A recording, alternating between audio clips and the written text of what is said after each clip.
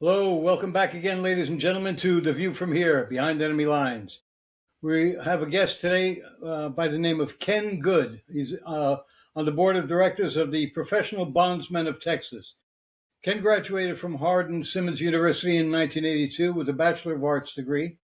He's got a Master in Education he earned in 1986 from Tarleton State University, part of the Texas A&M system. In 1989, he received a law degree from Texas High School of Law, where he was a member of the Texas Tech Law Review. Mr. Good has argued cases before the Supreme Court of Texas and Texas Court of Criminal Appeals, and along with numerous Court of Appeals, including the U.S. Court of Appeals for the Fifth Circuit.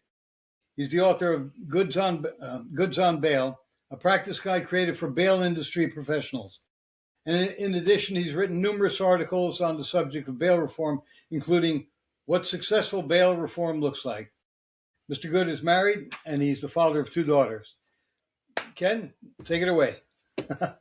What are you here to talk to us about? I understand it's cash bail, right? Yes. Well, first of all, thank you so much for having me. I didn't realize how old I was until you start pointing out I graduated from college in '82, and that was after 3 years. So I graduated a year early. So I really am old. My wife likes to point that out to me every day since I'm 10 years older than her, and she keeps saying, when you were a senior in high school, I was a first grader. So yeah, it's always fun. Well, I graduated high school. I think one of the things What? Tell me again. I graduated high school. What year did you graduate? 7 years ago. So yeah, and 57. I must be much younger than you because I've never graduated from high school. Well, I graduated from high school in '79. I've been an attorney for over 35 years now, so I feel like I'm catching up with you, Roy. Oh, one of the things I want to talk to y'all about is the president's executive order encouraging that we get rid of cashless bail. And I would even just start with, the reason why I think that the president is coming up with this executive order is because there's nothing that compares to the private surety bail system. I mean, nobody's a champion for that. Nobody advocates for it. The reason why it's been around for 200 years is because it does one thing. It does it very well, and it does it better than any other release mechanism. And because of that, there's nothing that will compete. And so all these bail reform measures that we've been doing for the last few years are really just experiments that have made our criminal justice system worse. And the way they make them worse is the failure to appear rate. So if your failure to appear rate is, less than 10%, which is the private industry, and then everything else we try is 50%, 75%, 80%, I mean, you can tell very quickly that since our criminal justice system cannot go forward without the defendant being present, all these cases get put on hold. That's going to create bigger and bigger backlogs. And as backlogs,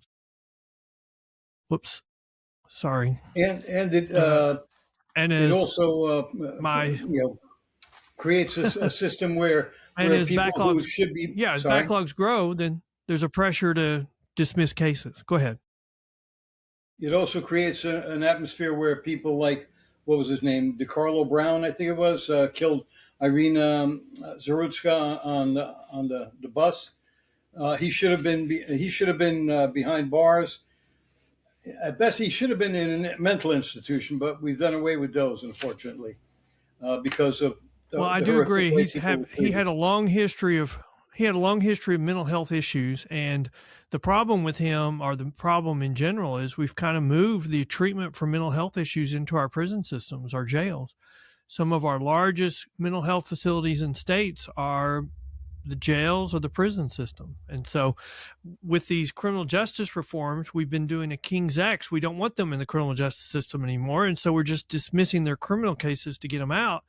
But then there's nowhere else, like you pointed out, there's nowhere else for them to go. And so it becomes a revolving door, our jails. So they come in, they get arrested, they get on their medications, they get controllable, they get released, they get off their medications, they get uncontrollable, and then they get in trouble again. And so our current system is just a revolving door, and we just keep dismissing their cases until they commit a substantial or serious enough case that we're not going to let them go. They still have the same mental issue they had before, but now the crime is so bad that we can't release them, and that's the problem. Aren't the judges' hands tied to some extent because the legislation insists that they have to let them go under certain circumstances that, under their own personal judgment, they would not pursue? I think that is part of the problem of the criminal justice reform movement and the bail reform movement that we've seen, because what they're doing is they're tying the hands of judges. So, they'll pass a statute that has a long list of crimes that says, if you're arrested for this crime, the judge has no discretion. He has to release you on simple release, which is just your promise that you're going to come back. And so when they get arrested like that, the problem is it just creates, our gangs, our organized crime, our career criminals figure out ways to make millions of dollars out of those loopholes, because no matter how many times you're arrested for that, you get released on the same. It's kind of a cookie cutter release system. We want to treat everybody the same. And the problem is our criminal justice system was not intended to treat everybody the same. It was created to put just the amount of pressure needed to make you become a good citizen. And, the amount of pressure for you versus the amount of pressure for me might be completely different. Well, this exercise in equity actually allows dimwits to control things because they don't have to make any real decisions. All they have to do is know what is the decision that's been made for them. Yes. And, I read something just recently that said institutionalized equity is really just institutionalized affirmative action. We're going to treat a couple of races better than any others, or we're going to treat one race worse than everybody else. Mm-hmm. And I like to say, if you are treating one race one way, reverse it and say, I'm treating the other race this way. And if you then come to the conclusion that that's improper, well, then it was improper to begin with.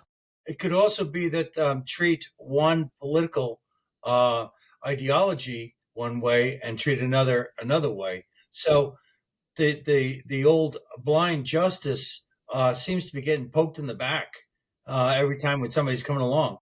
Well, I do think that we're kind of entering a period where we are more we're treating the supporters of one party better in the next term.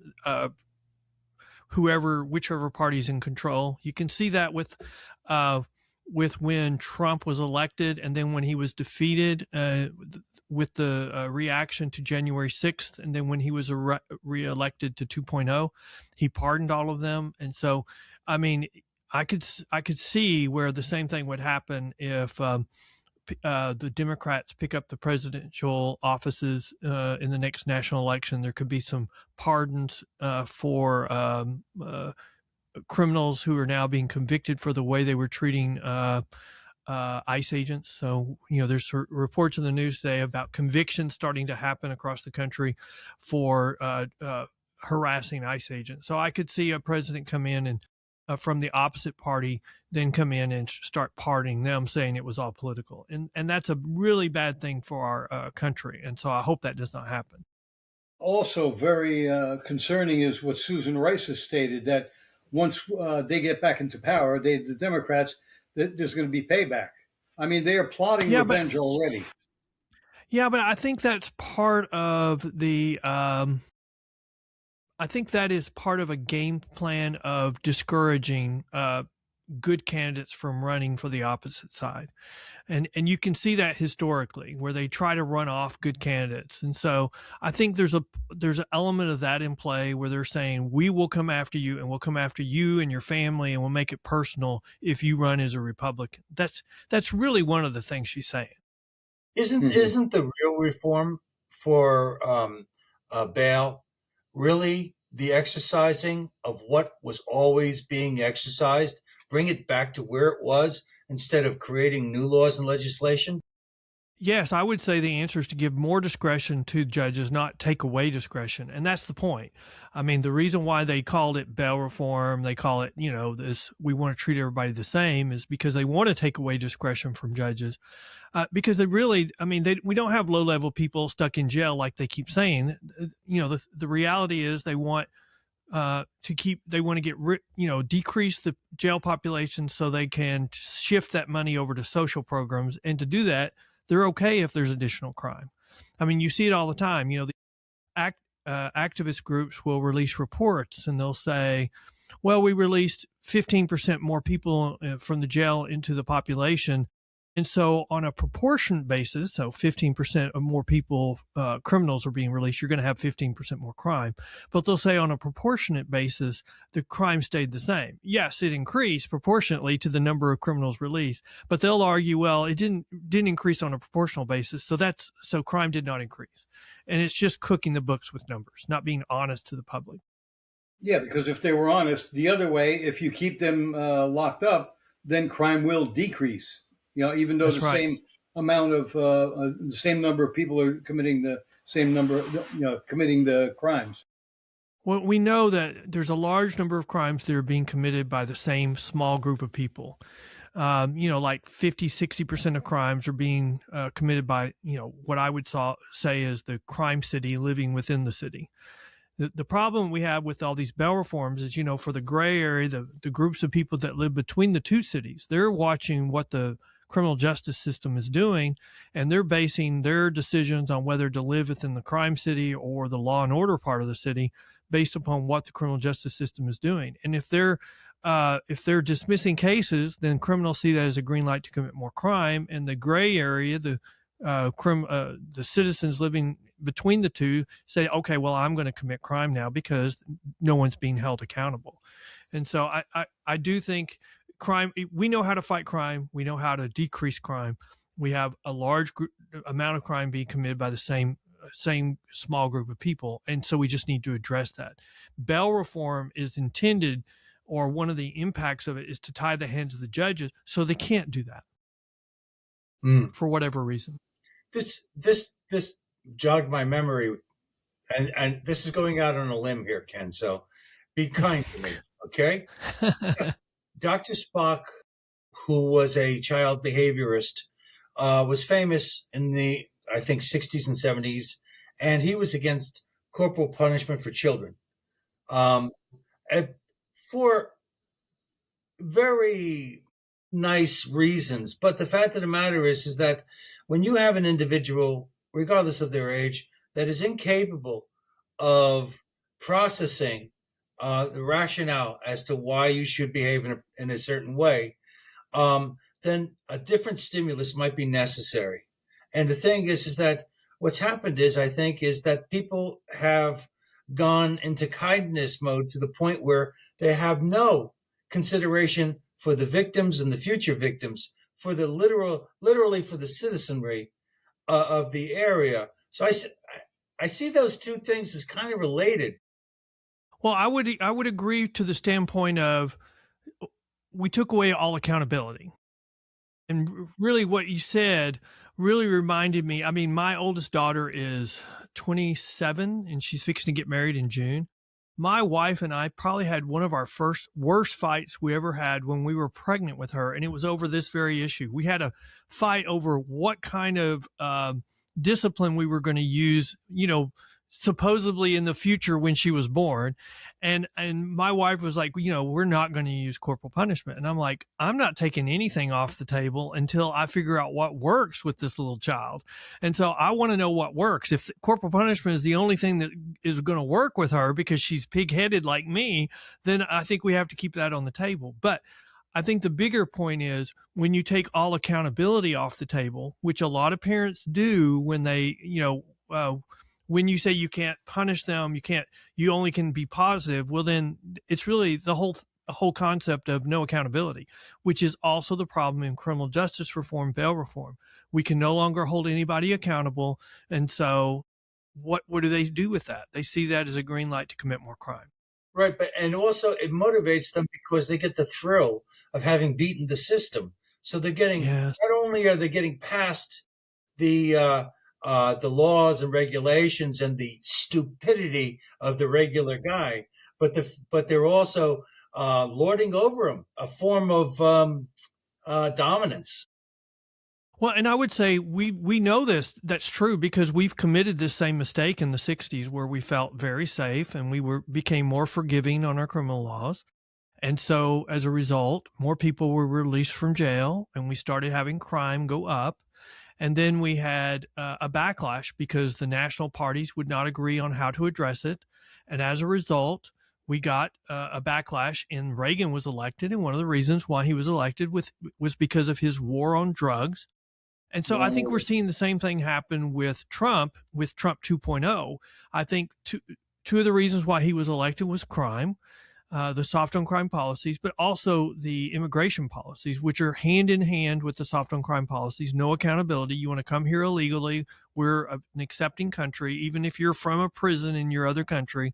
I mean, in fact, for a while and currently still, we're in areas of our country, we're elevating criminals from other countries above our own country's citizens. Yes. I mean, look at what happened in Illinois just recently with the college student who was killed.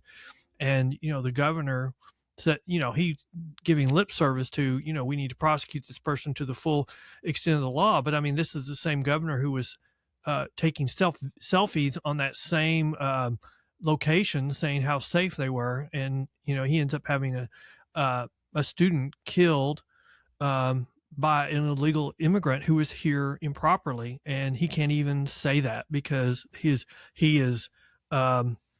activist party will punish him and not support him if he does. Castro was one of the first to dump undesirables on us when there was this movement for Cubans to escape and come to the United States.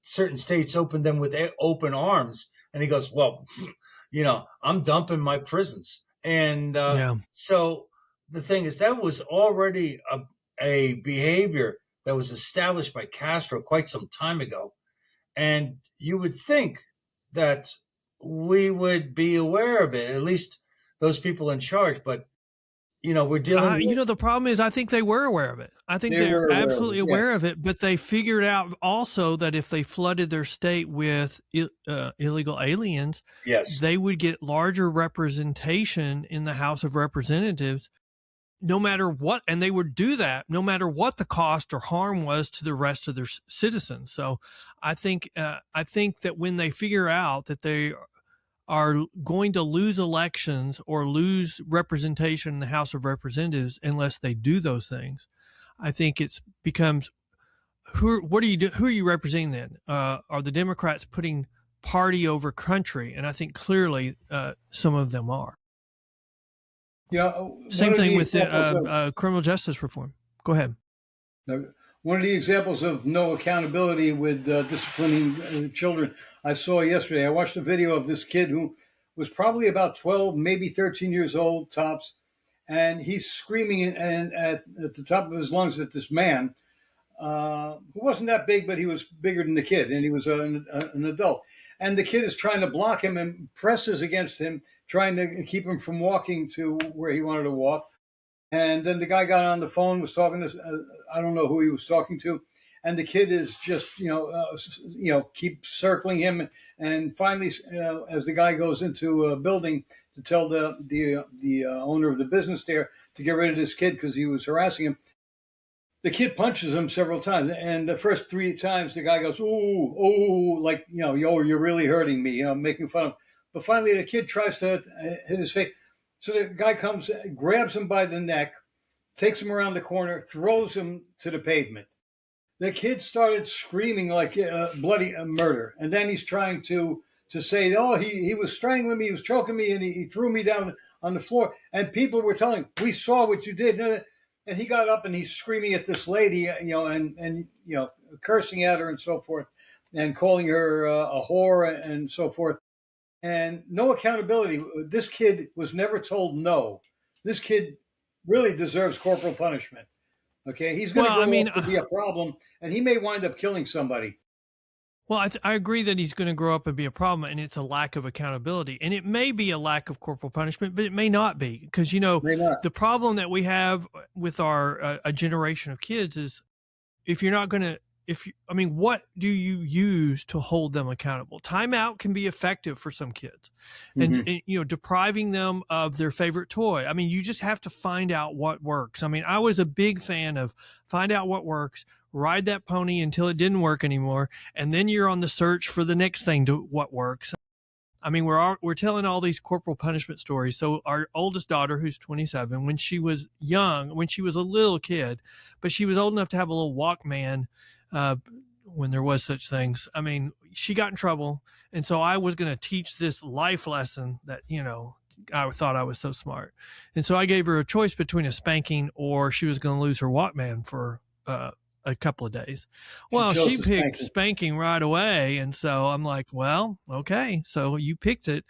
And so we went upstairs and I gave her spanking. She started crying. I started crying. And so she's like, well, why are you crying? You're the one that gave me the spanking. I said, dads do not like to give spankings. And I mean, about an hour later, she came up to me and she's like, here's my Walkman.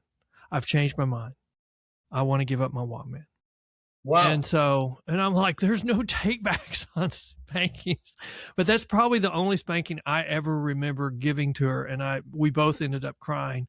But it's that accountability element. You got to find what works with a kid. I mean, I have a nephew that if you'd have spanked him, he would have dug his heels in. That would have just made him more belligerent. So, I mean, I'm a big fan on what works, and what works for one kid is not going to work for another. Well, the criminal justice system's the same thing. We are supposed to, we gave judges enough discretion so that they could figure out what worked for that person. Now we're taking it all away and we're requiring them to treat everybody the same on the type of release, and we're doing simple release, which just is not working, and it's become a fiasco. We need to bring mental institutions back. That's all there is to it, because there's this halfway point between criminal and just crazy. And if crazy is walking around the street long enough, it's going to go crazy again. And the thing is that there was some bad experiences with some of our institutions, many of our institutions. So they made them go away. Now, those people that are mentally disabled are walking the streets. But also, look, if we could find if we could find a solution for the mental health problem in the United States, I mean, all three of us would be billionaires. The problem is the first problem is there's no natural constituency for mental health. I mean, that's the reason why the mental health facilities really went away. Anytime there was a budget crisis in a county, that's the first place they'd cut budgets. And so one of the next reason why they went away is because there were class action lawsuits filed across the country because they didn't have enough funds to provide basic needs in their mental health facilities. And so Trump has said he's open to them returning, but the problem is we would have the same exact problem now as we had then. We don't have a natural constituency to support them. We would have a funding problem, and it's probably a bigger funding problem now because it's expensive to run a mental health facility. And then the last thing I would say on the mental health issue is our criminals have really learned how to game the system claiming mental health, because our counselors are taught you take everything they say as for granted. You support them. You don't contradict what they say. And so if a criminal finds out that you're going to dismiss their criminal case if they say they have a mental health problem, well, then, the career criminals are going to come in and say they have a mental health problem. And nobody's going to contradict them because the counselors are taught to support what they say and take it at face value and believe it, to be supportive. So who's going to triage that and say we don't believe that? And so we have to overcome that systemic problem, and we have to figure out a way to triage mental health. And like you said, it's a big problem, but that's not the only problem. I mean, when we have a criminal justice system, bail reform system, where we're telling people if you don't come, your case is going to be put on hold, and then we're going to put on top of that a deadline for the criminal case to be resolved. The criminals figure out what they got to do, just stay gone for a while. And then the trial court's going to have to dismiss their misdemeanor case. That's the way it happens in California all the time. Yeah, but in California, that's a political thing, because they are political appointees who are doing the bidding of the governors or mayors who appointed them. Well, but they've also enacted a Speedy Trial Act. And so in misdemeanors, I mean, I did a podcast with a DA from California. He said they do simple release for all misdemeanors and they have an 80% failure to appear rate. And you can't extradite them across county lines. You can't force them to come back. And so, and with the Speedy Trial Act requirements, if they're gone a certain amount of time, then their case gets dismissed. Why would criminals see that as anything else but we're going to commit more crime and not have any consequence? In regards to the mental institutions and their expense, if we can eliminate the vast amount of fraud that is taking place throughout the states for various reasons, such as hospice, I understand 30% of all the hospice industry companies are in Los Angeles, which means a lot of people are either dying or a lot of cheating is going on. So there's a lot of corruption that's being exposed, and if we could at least transfer some of that those funds to something wholesome, that works. Now, I mean, the thing is, you know what? I'm going to come out against that. There is so much fraud in every level of the government at this point. Mm-hmm. I mean, you set up a program that's going to help people. All it's going to do is line people's pockets at this point, especially on each end of the coast. So, I mean, I probably would just say I'm against anything like that because it's not going to work. The bureaucracy that's going to be set up is going to suck up all the money. I mean, I saw something this morning talking about New York spends on average over $80,000 a year per homeless person. And the homelessness situation in New York has not improved. Now I promise you, if you gave me $80,000, I would be better off next year. But we're spending over 80,000 per homeless person with no improvement of situation. That means we're setting up a bureaucracy to monitor and do nothing other than get paid large sums of money. It's to not help people. Well, during the 70s and 80s, the welfare system was designed to keep males out of the household, and the more children you had, the more welfare you made. So you have these households full of children and no male to actually balance the home. Yeah. So yeah, we've been doing it wrong for a while too. So shame on you for disagreeing with me on that last one, Ken. I'm gonna figure it out. But think about this: if we had another pandemic today, like COVID-19, would we react any differently than we did how many years ago? Yes, we would. I think most people would. You think so? I think the Democrats would be pushing for the exact same reaction. I think that there are some, but I think they would be on the minority. I would be against closing down our country at all and I would also be pushing for herd immunity. I mean, yeah. Absolutely. Yeah. I mean, when we have a pandemic that looks like it's completely manufactured to target just the elderly, I mean, why would you close schools? And why would you do anything except for protect the elderly? But we still have maskaholics walking around the streets, still wearing those masks that do nothing for viruses, because a virus looks at that and looks like a chain link fence for that virus, man. Well, I'm trying to get a better attitude because I agree with you completely on that. And I will note I agreed with you. But sometimes people are wearing masks to protect themselves because they have respiratory diseases or asthma. And so I'm trying to be more positive that they're wearing it to protect themselves, not to protect others, maybe, because I agree with you. I mean, for a while, every time I saw somebody wearing a mask, I wanted to go up to them and say, the most recent studies say that this is absolutely no benefit at all. But they may be wearing it for their own safety. Well, it is a sign of control from the COVID days. It's Definitely. Also a sign of compliance, which is the same thing. But I think it's also a sign that they're doing the right thing, and that whole virtue signaling thing. Yeah. So there's that. But I think some people are just dead on scared. They're scared to death. And they haven't stopped being scared. And those are the people that need need some therapy. So Well, let's. I would even point out, though, that our government really failed the public, because we should be able to lean on the government. And so, what did the government tell us? Well, we need to empty the jails because it's not safe for them. I mean, even though we were learning that it was not safe for elderly, but they used that as an excuse to empty out the jails, kind of like what you just said about Cuba and Venezuela. Venezuela would be a country that emptied the jails, and so shock of all shocks, crime went up when you emptied the jails, and we suffered the consequences for it. And I think there was an overreaction, but I think there would be again today. They made hydrochloroquine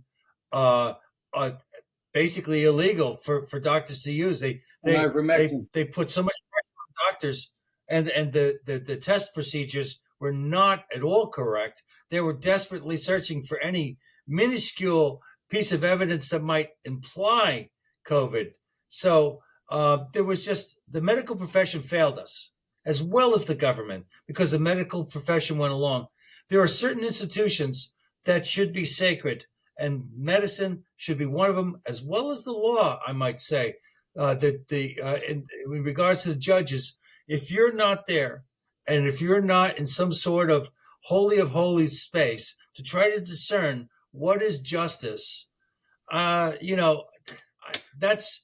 my kid's view of. Well, there's so many similarities between the government's reaction to COVID and also the government's reaction on a lot of levels on the criminal justice reform, because we know how to fight crime, we know how to reduce crime, but there's activist groups that put out these pseudo studies, and they're very well funded, they're very well organized, and the best example I can give you is this whole defund the police movement.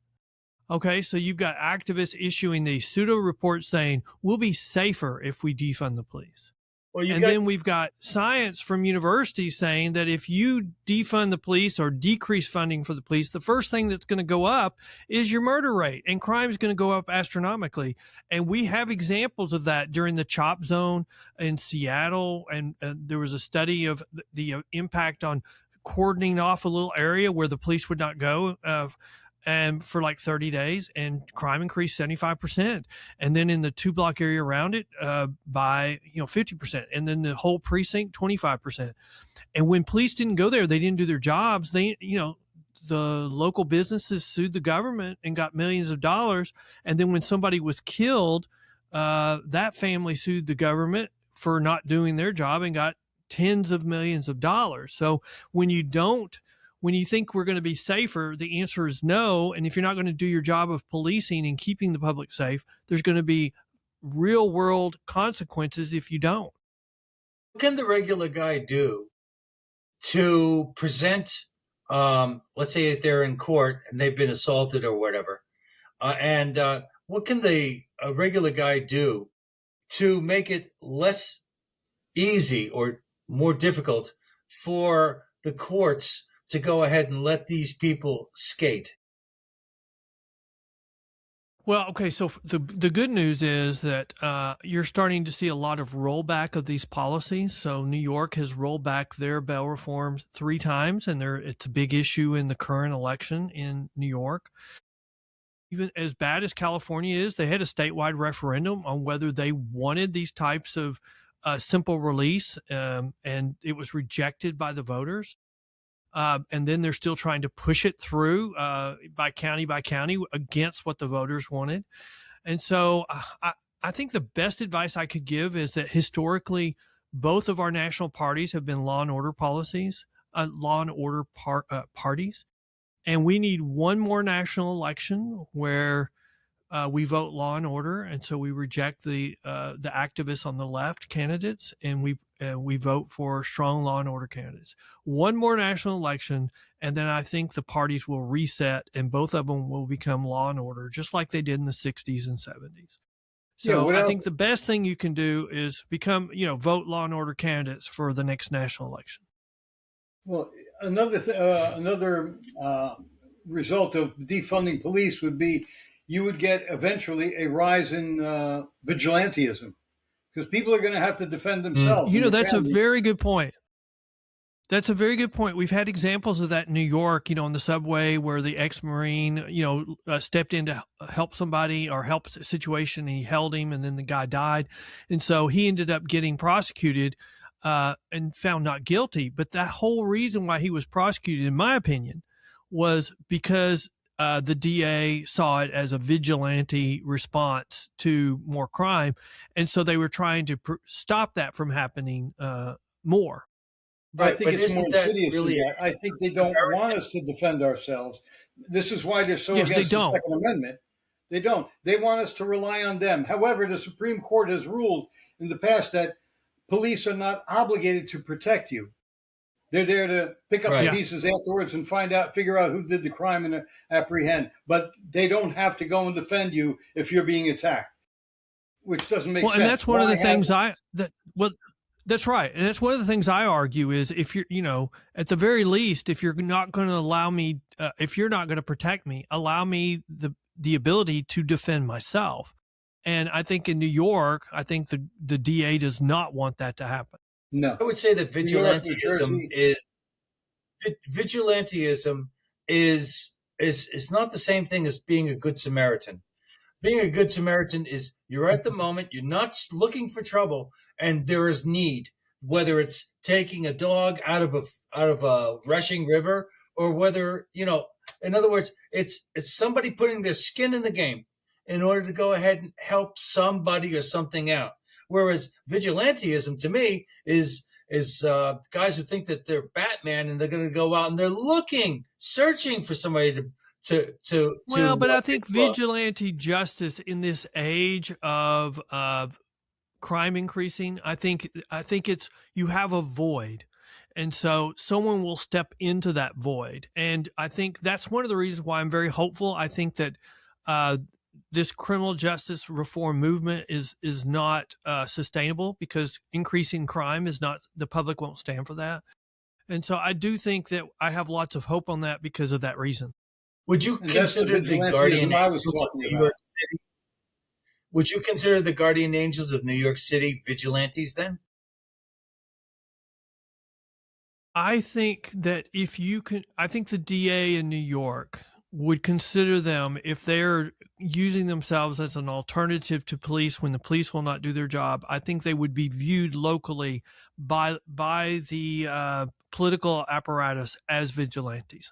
Whether the public would see them as that, but I mean, as crime increases, the public will support vigilantes. That's the reason why it's not sustainable. Yeah, but the guardian angels don't carry weapons, and they don't hang people when they catch them committing a crime. They turn them over to the authorities. But you remember, our criminal laws are there to protect the criminal when they commit a crime, to give them due process, to give them their rights under the Constitution. So, criminal laws are there to protect the defendants. If we're not going to enforce our criminal laws, then they're the ones that are going to end up ultimately suffering the consequences, because we will have vigilante justice imposed upon them. Isn't there such a thing as natural law in regards to that just being a living being, you have certain behaviors that you have the right to perform? Now, I'm keeping God out of this, but the fact of the matter is you have the right to defend yourself, regardless of what the law of the land is. And the thing that's, depends on where you live. But I will say there are natural laws, and, I mean, it's, we could get into the weeds and talk about philosophers and, the biblical religious philosophy is one of those. But, I think that you could start with our basic philosophy is when two people come together, there's usually a fight to get whichever one's power for the other. The reason why we've come together as society is we have decided to compromise this ongoing fight for each other's power, and we've compromised for public safety. And so if the local government is not going to give us public safety, then the natural rights thing, I think, raises their ugly heads, because then we come into a fight over power, over whose idea of public safety is going to arise. And that's another reason why I just don't think it's sustainable. The public will not stand for more crime. The problem with that is that what are the flags? What are the signs that we're going to say constitute a true observation of that state? So the thing is like, is this person acting prematurely? Is the state actually doing their job? Or just, this guy's just jumping the gun? Or have they actually reached the point where there is an actual problem that But is isn't that the whole point? When you don't enforce your laws, then you get into people start doing their own enforcement of the law. And then as that increases, which is the reason why I think that DA in New York stepped in and prosecuted the Good Samaritan, is to try to make sure no more vigilante, because if you have a rise in vigilante justice, then you ultimately have chaos, and chaos is, nobody wants chaos. Well, actually, I The disagree Guardian with you on Angels that. didn't create chaos when they came out in the 70s or 80s, whatever it was, in the 80s, I believe, when they started patrolling the streets of New York and the subways. They did not create chaos. They were, I can understand being afraid of what was his name, Bernard Goetz on the subway. Okay, which I think he was justified in defending himself. He was not justified in shooting the kid a second time, saying you look like you could use another one. Look, he was found not guilty though. But I think, Eventually. there's a big difference between the two groups. I mean, you look in the 70s and the 80s, for the Guardian Angels, they were servicing a community that did not feel safe, and they looked like that community. And so they relied upon them. They trusted them. I mean, one of my big criticisms of this criminal justice reform is they're using these same old attacks to fight the system. But the problem is, when your judge is the same minority as the defendant, the sheriff's office in the courtroom is the same minority. The prosecutor is the same minority as the defendant. How can you say you have systemic racism when everybody is in the courtroom is the same race as the defendant? I just absolutely reject that we have a systemic racism problem. I think we have a problem of a disproportionate amount of crime with certain races, and that's what gets people in trouble when they say that. We're living in a society where people don't know what your sexual nature is, where people actually declare themselves as cats, and you want people to actually know what race they are. I identify as a Martian. Yeah, and I want my pronouns to be bleep up bleep. We're all three men. So can you imagine if we were teenagers today and we saw somebody that we thought was hot, and so they turned out to not be the sexual orientation we thought they were? And today you would be considered all kinds of bad if you weren't willing to ask that person out. I mean, I don't even know how you navigate that stuff today. I mean, thank goodness we don't have to do that. And thank God I have a wife who allows me to still stay in the same house with her. Well, I hang around with a lot of young people because I'm a game designer. I design board games, and there is quite the reverse. I think people tend to really use a tremendous amount of foul language and implied sexual actions, but I don't think anybody is actually doing the horizontal mambo. I think they're just talking about it. Well, when we were kids, I mean, I think this is correct. You tell me if I'm wrong, but when we were kids, when you're just in a room full of guys, you're all making jokes that everybody's gay. And I'm like, well, what do we make jokes about nowadays when we're in a room full of guys? If you can't make that joke anymore, what is the go-to joke? And I have a feeling it's still the same thing. I just don't know. I'll never find out because I'm just an old fart now. But how do kids be kids today? Because the jokes we made when we were kids were inappropriate, and so the jokes they're making today are still inappropriate. But what are they? We don't know. They're very younger people. I'm talking about 40 and under, who, if I make a certain joke, they'll say, "Oh, you can't say that, or you shouldn't say that, or that's mean." Or what? Come on, humor is humor. And somebody famous once said that a tragedy for one person is the source of humor for someone else watching. As long as somebody doesn't, if somebody trips and people will laugh. If somebody who's old trips and gets hurt, then people are concerned. Well, that's I just want to say, stiffen up your back. I mean, there was a lot of things growing up with that people said to me that were very, very cruel. And you know what? I didn't die. I didn't lose faith. I didn't just crawl into a hole. You just kept going. And so a lot of today is kind of like everybody gets a participation trophy. We can't have a true winner. We can't have a true loser. And I kind of think you got to be a loser so you can learn what you got to do so you can become a winner tomorrow. And we've taken that way from a generation because we don't want to hurt anybody's feelings. But we don't want to hurt anybody's feelings has now gotten to the point where we don't want to hurt anybody's feelings in the criminal justice system because we don't want to have accountability. And if we can't have accountability there, well, then we're going to have crime. And so we do have a systemic problem, and that is that we have stopped teaching our children to have moral compasses. We have stopped teaching. We have not put spiritual teachings into their lives sufficiently that they have some sort of axiom to work with that promotes personal growth morality. And also decency, morality. Yeah, I'm funny with the word, but anyway, the thing is that. And I agree with that to a certain extent, but what's wrong with just teaching, hey, what would grandma do? I mean, when I was a young Christian, I couldn't say, what would Jesus do? I would say, what would grandma do? Because she was the most religious person I knew. And so for a long time, I just said, what would grandma do? And we're not teaching kids today to even say that. I mean, there's no since there's no consequences, no accountability, you can do whatever you want and you can get away with it. And also the thing is that the lack of humility in the average person doesn't help either, in that they don't have a higher power. They don't have a higher purpose. And the thing is, an individual who has nothing that they would be willing to, and this is going to sound crazy, nothing they're willing to die for is I think a poor life. It's a life that it's not of service. It's not a life of service. And you need that in order to have an ethical compass. And right now, our kids, our younger people, have been broken down to believe in nothing. They're nihilists. And because they're nihilists, they don't have any sense of oh man, I got lost in this, but you get the idea. No sense of right or wrong. Well, not just right or wrong, but it's a just society of sociopaths. Yeah. Well, I did read something recently about have we raised a generation of narcissists.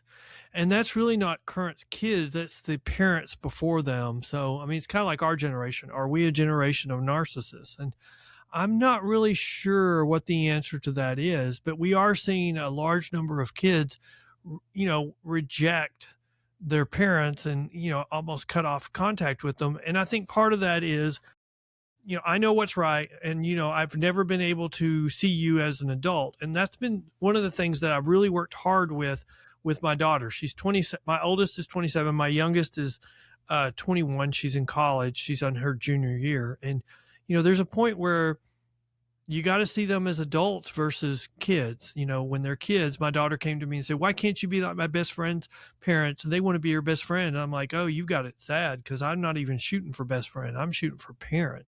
But at some point, you've got to then switch gears and be the supportive, loving, giving advice person instead of still trying to dictate to them what's right and wrong and what they should do and shouldn't do. Because at some point they got to figure it out on their own. And if they don't, if they fail, then there's consequences. The issue we have, I think, is still no consequences.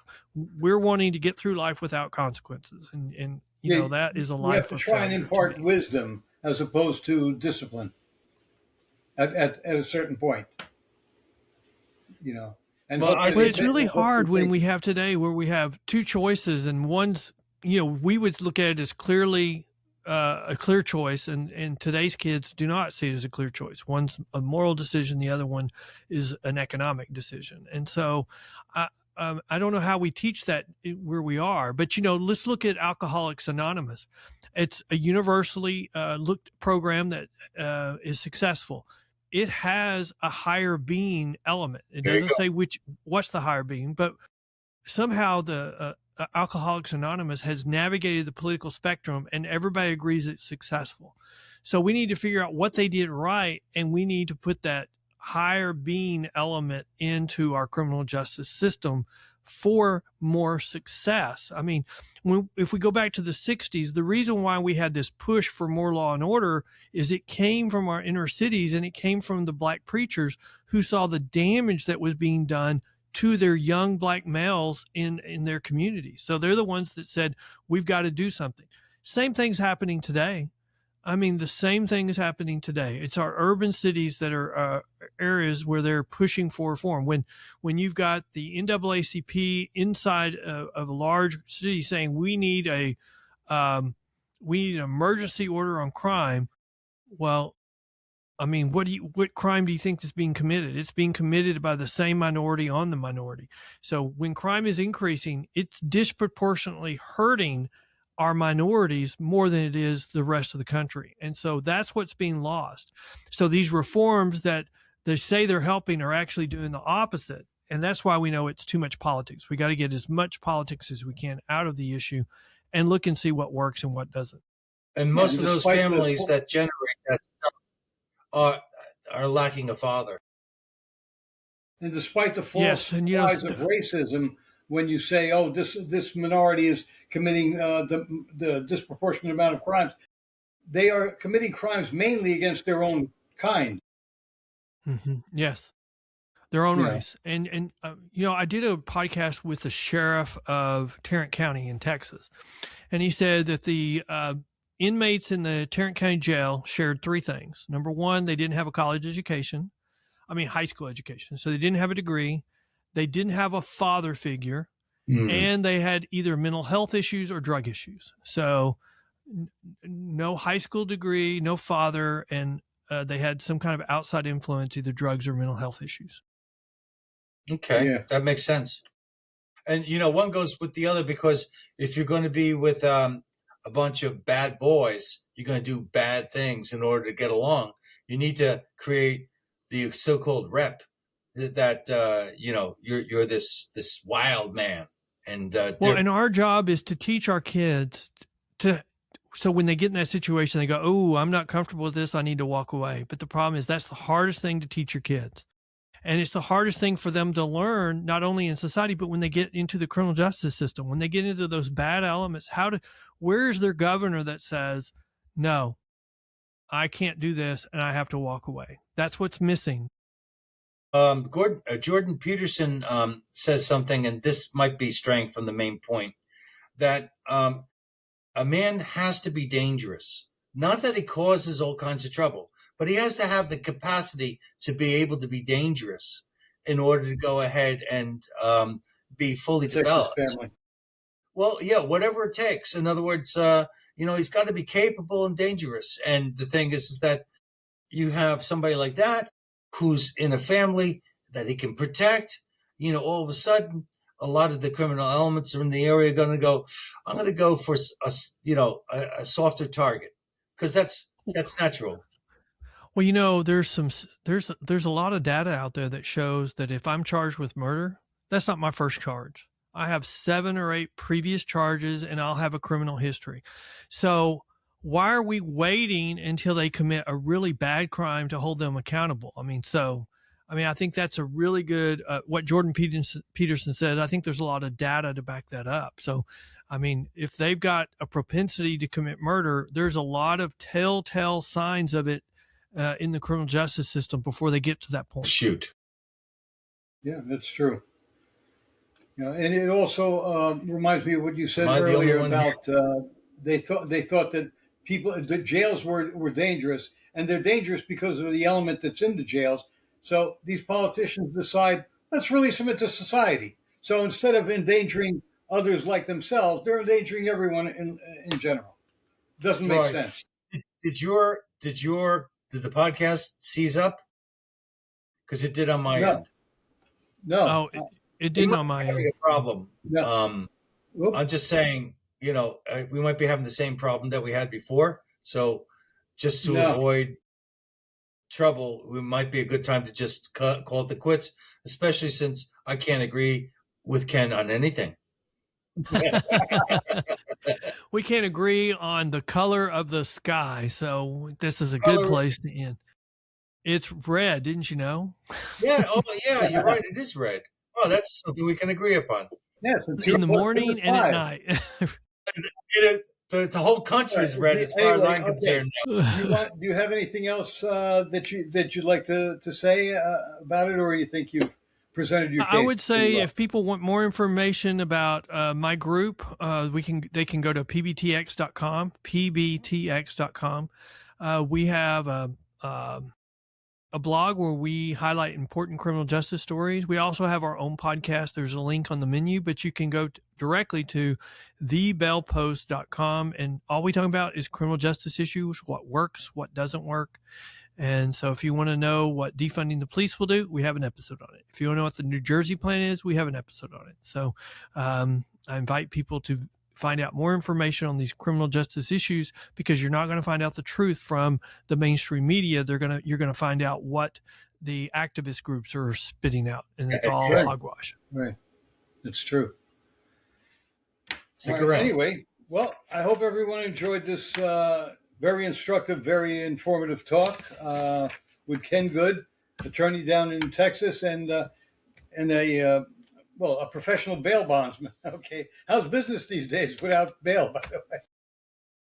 Well, I mean, I'm not a bondsman. I'm an attorney for bondsmen, but Texas, 83% of all releases, or 83 to 86% of all releases in Texas are still through the private surety business. Okay. Anyway, we hope I'll put your contact information in the show notes rather. And I urge people who are watching to go and check it out.